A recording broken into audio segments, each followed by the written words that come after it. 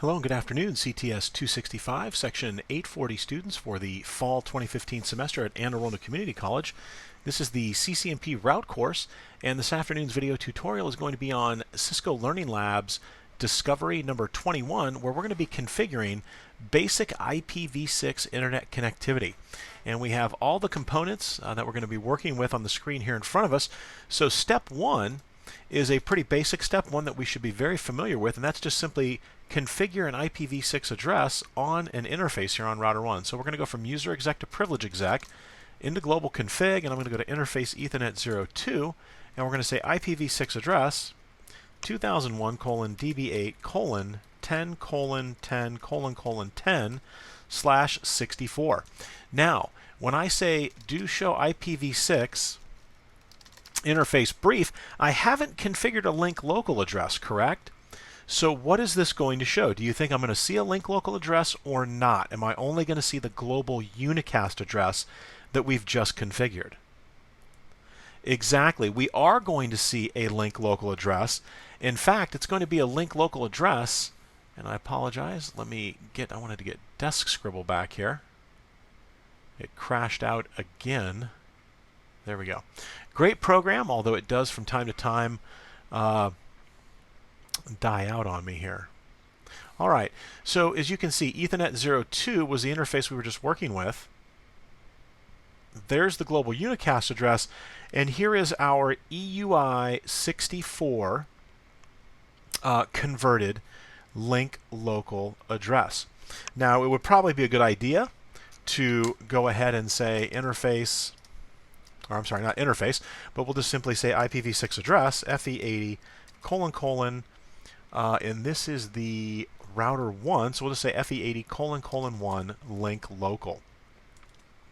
And then if we were to say the do show IPv6 interface brief, excuse me, you can see now that that's a link local address. A little easier for me to take a look at that and say, oh, that's got to be coming from router 1. All right, and then we're going to issue the no shut command. So we should go from administratively down to up and up on Ethernet 02, and we are. All right, so we're going to issue the IPv6 unicast routing command. Now, a few subtleties here with this command. So right now, I am not sending router advertisements out any of these interfaces. As soon as I enable the IPv6 unicast routing command, because we're going to be setting up a static default route, you'll see that I start to send router advertisements. So if I were to say debug IPv6 neighbor discovery, debug IPv6 ICMP, excuse me, you can see that I'm receiving router advertisements, but I'm not sending router advertisements. And the reason I'm receiving the router advertisements is the router on the other side of Ethernet 01, and let's come take a look here. The router on the other side of Ethernet 01 over here, I'm receiving router advertisements. Now it says TFTP server, but keep in mind, they say TFTP server, however, it is a router, right? Because it's Cisco IOU. It's not really like a Windows machine. So it does behave just like a Cisco router, and if IPv6 is configured there, let's take a look. Let's say show run. If we see that IPv6 unicast routing is enabled, just like we thought, and we come down to that interface, we have a global unicast address here, right? No IPv4 address, but we do have an IPv6 global unicast address on Ethernet 00, that means that we will, because IPv6 unicast routing is enabled, we will be sending router advertisements. You'll notice that this whole time we have not sent any router advertisements. However, we have received a router advertisement. And again, we're going to receive those router advertisements, and of course, it says that we are sending a router advertisement here. And let me make sure that we do not have show run include unicast. Well, it looks like it's already enabled for us. So it asks us to enable it. However, it's already enabled. If it wasn't enabled, we would not be sending router advertisements. In fact, there's two ways to fix this, right? I could say no IPv6 unicast routing. However, that's going to impact my ability to actually do IPv6 routing, and we don't want that. So let's do this. And we've seen this in some of the other videos, the supplemental videos. If I go into interface Ethernet, and where are we sending the advertisement? Is it 02? 01. So if I go into interface Ethernet 01, I can say, I can say Ethernet 01, IPv6 neighbor discovery RA suppress. And I'm suppressing, and let's go ahead and say suppress all. So I'm going to suppress all router advertisements.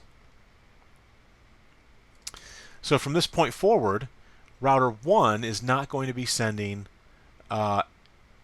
any router advertisements.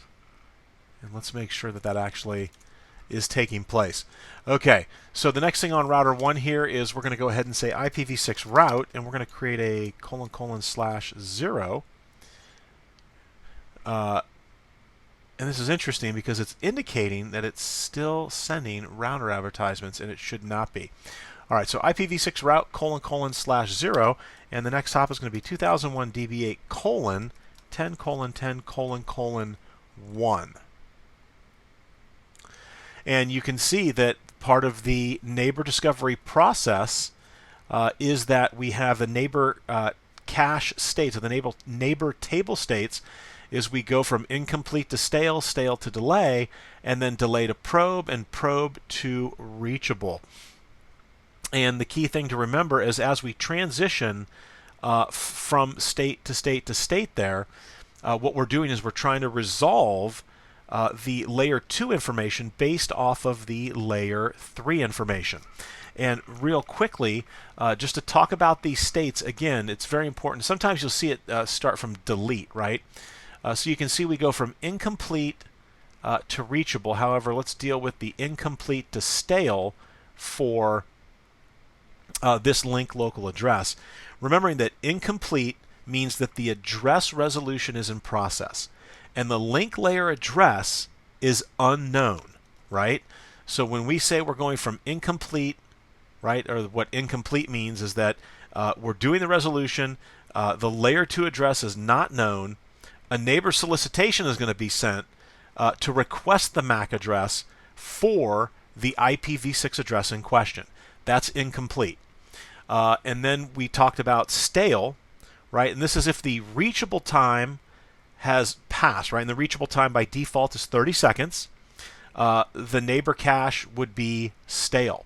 So we go from stale to delay because when we're in the delay state, it's pending resolution, right? So traffic may or may not be able to pass, and we're waiting for some traffic to go through, either TCP SYNAC, you see ping will actually get it to go from the delay state, and it'll transition to the probe state, still meaning that this is the probe state and the incomplete state are very similar.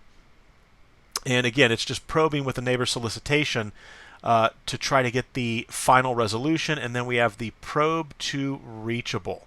And once we hit the reachable state, that means we have confirmed that the layer 2 information we have in the neighbor cache is legitimate for that IPv6 address. So how do we see? Let's say do you all. I'm going to kill the debug here. If I say do show IPv6 neighbors, this is the neighbor table, and there is the information that's been cached. As you can see, both the global unicast and the link local address are stale because it's been 30 seconds.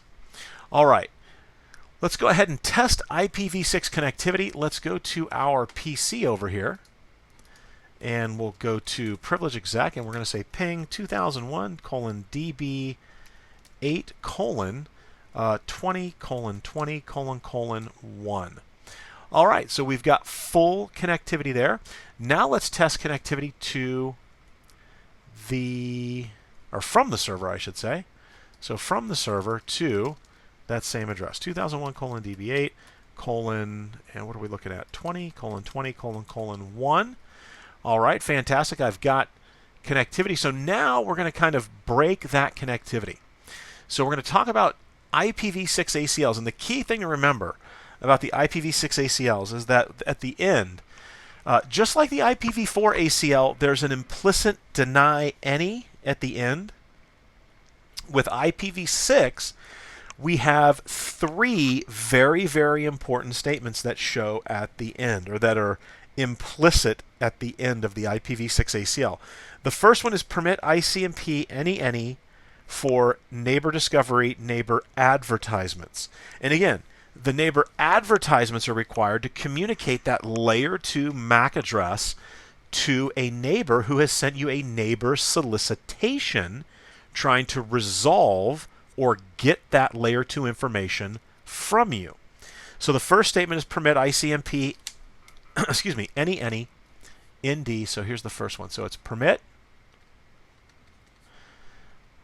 ICMP any, and that is a terrible Y, any ND.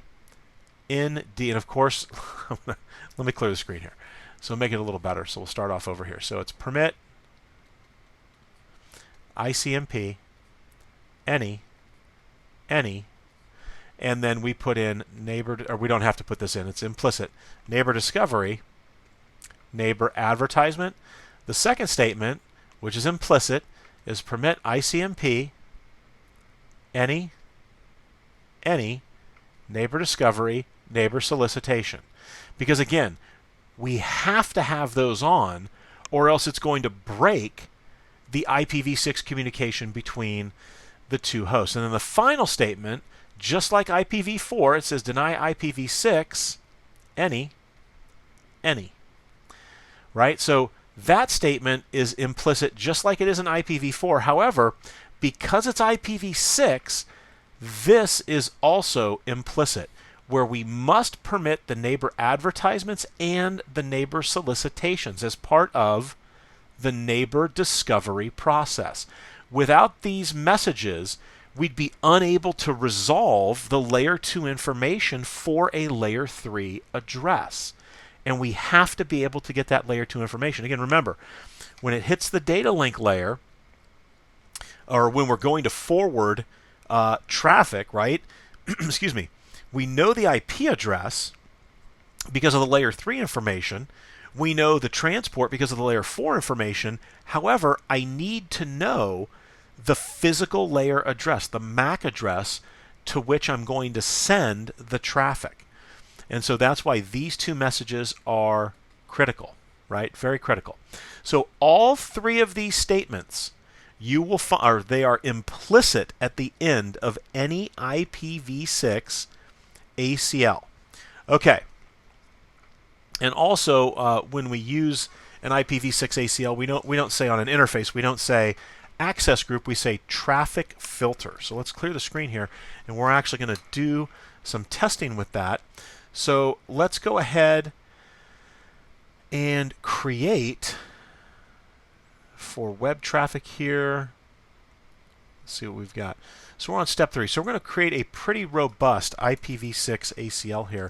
I'm actually going to leave the remarks out. So we're going to say IPv6 access list, and I'm just going to call it ACL. Keep it short. So we're going to deny ICMP any. So from anywhere to host 2001:db8:0:4:10. That is an echo request, right? So any pings coming from anywhere going to that host are going to be denied. The next thing I'm going to deny is any TCP connections coming from any host to 2001:db8:0:4:10 equal to telnet. So I'm basically denying all telnet traffic coming from any host going to 2001:db8:0:4:10. Now let's permit, and we're going to, looks like UDP here. So from any host, and I'm sorry, so it's from, when I say from any host, not meaning to tie it in with the word host here because that's referring to this IPv6 address we're going to enter. So when it says permit UDP any, that means from any host to host 2001 colon db8 colon 0 colon 4 colon 10 equal to TFTP. So no we are allowing TFTP to go to that server.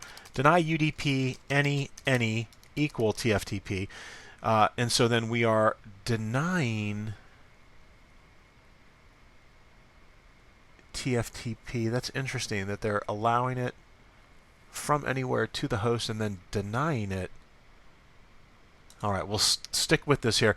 And then permit IPv6 any. Now, this is critical to have at the end of the ACL. If I do not put permit IPv6 any at the end, right, very important, it's going to block everything else. We've already established that. We have those 3 implicit statements that are at the end of the IPv6 ACL. And that last statement is the deny any, right? So that deny IPv6 any at the end of the ACL, if we don't have the permit IPv6 any, it's going to block everything else. So we need to make sure that we get that in there, or else everything other than what we're permitting, and we're only permitting TFTP. So what would end up happening is literally it would break all connectivity except that single permit statement there for UDP from any host to host 2001 db8 0410, which is equal to TFTP. All right, so now we're going to apply this on interface Ethernet 02, and there's my diagram. So we're going to apply it on this interface right here. Okay, and then we're going to test from the internet host there, the iNet host. We're going to test connectivity through here. So let's get back onto router 1. So how do we apply and tell me that I just created that on, I did. I just created that on the wrong host, did I not? I did. So we've got a little bonus work to do here. So let's quickly work through this. So IPv6 access list, we get to do the bonus lab. We just called it ACL. So deny ICMP any host 2001 colon db8 colon what do we have here? 0 colon 4 colon 10 echo request. And then we're going to say deny TCP any host equal to telnet. And then let's slide back here and fix this. Deny TCP. And then we're going to permit UDP from anywhere to host 2001 colon db8 colon 0 colon 4 colon 10 equal to TFTP. And then we're going to deny UDP any equal to TFTP. And then we're going to permit IPv6 any. All right, so we've got our ACL. Let's jump into interface Ethernet 02 here on router 1. And again, remember, we don't say access group, we say IPv6 traffic filter followed by the name of our ACL. And finally, is it going to be in the inbound direction or the outbound direction? Well, we know we're going to be testing from the internet, so this would be in the inbound direction on Ethernet 02. So let's check and see. Are we permitting echo requests? Are we allowing ping through with the echo request here? No, we're denying it from anybody. So if I go over to the iNet here, let's check it out. We'll go to privilege exec and I'll say ping 2001 colon db8 colon 4 colon or 0 colon 4, sorry about that, 0 colon 4 colon 10. And what do we see? We get the A. Now, when you're using IPv6 and you go to ping and you see the A, it stands for administrative. And 99.9% of the time, if that's what you're receiving back, it means that there's an ACL that has been applied that is blocking your traffic. And it's, again, that A stands for administratively unreachable. And 99.9% of the time, it's going to be an ACL. Okay. So from the internet, let's try this. let's say telnet 2001:db8:0:4:10, and let's see if telnet works. So we get destination unreachable, gateway down. Remember, we were denying telnet access to the TFTP server. So that was being denied. All right, so now let's try to transfer a file from the internet server using TFTP. So if I say copy TFTP:, and I'll do this the long way, or actually we'll go ahead and squeeze it all in here. TFTP:// 2001:db8:, and what are we doing here? 0:5:10/startup config. So we're trying to transfer our startup config, and I'll say to null : so it says accessing the TFTP server at that address.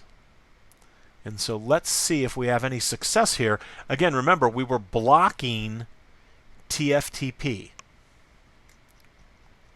And we were blocking it with the statement, or we were permitting it, we were permitting it from anywhere but to 0.4, not 0.5. So it's that last deny that we had, that deny UDP any, that is blocking this right now. And so this should just simply continue to hang. Because again, and there we go, configuration timed out. All right, so it should definitely fail.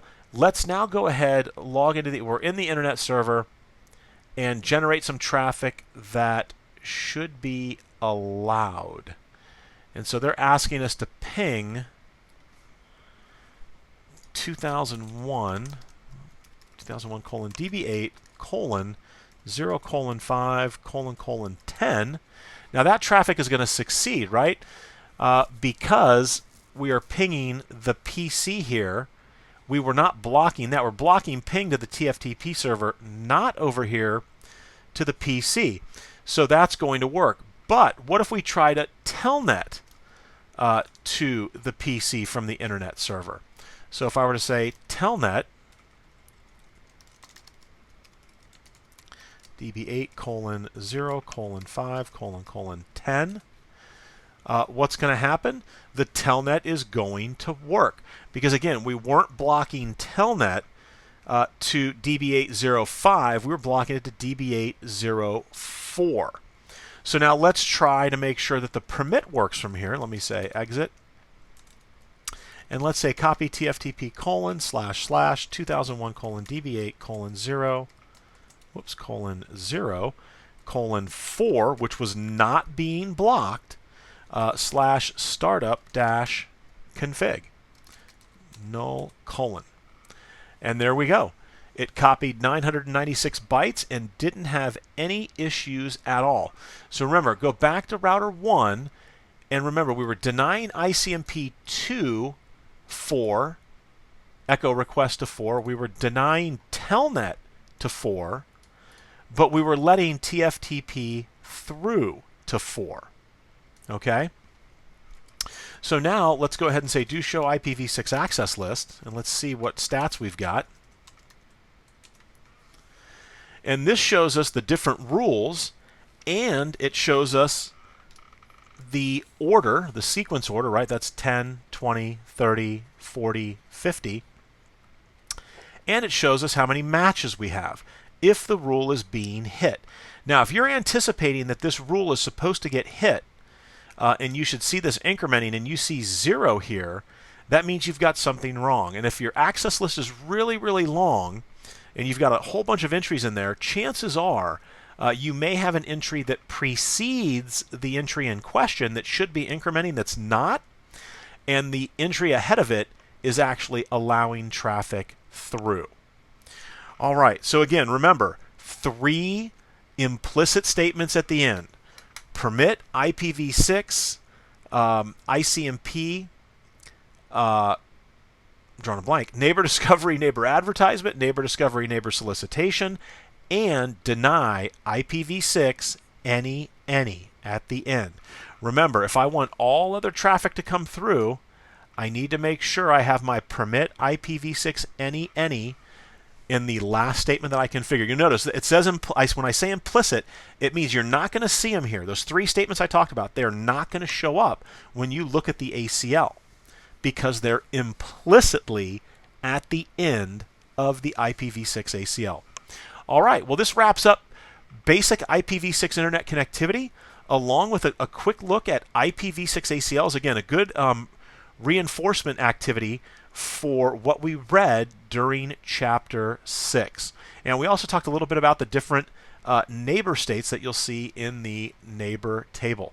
All right, thanks for watching, and I will see you guys on Monday.